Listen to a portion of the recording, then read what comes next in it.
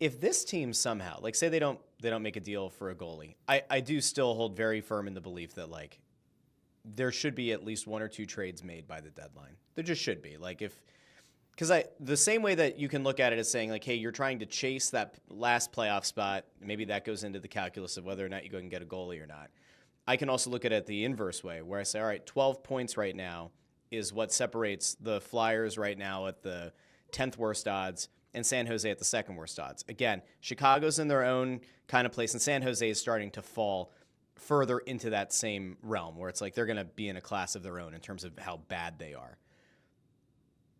If this team makes a trade, or even if they don't, I mean, if they don't, it's bad. But if they don't make a trade and they also don't get a goalie, but they're somehow still within playoff contention, and they go into that month of March, which is an absolute hell month.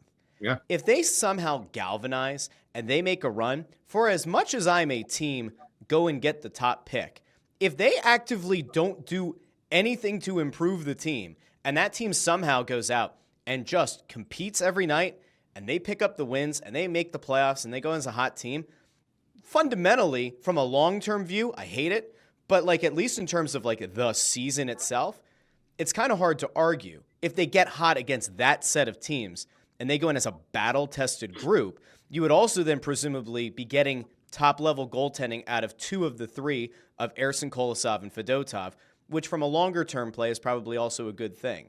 So I don't see it. Like, I don't see a scenario where the Flyers do nothing at the deadline and somehow still sneak into the playoffs. But weirder things have happened.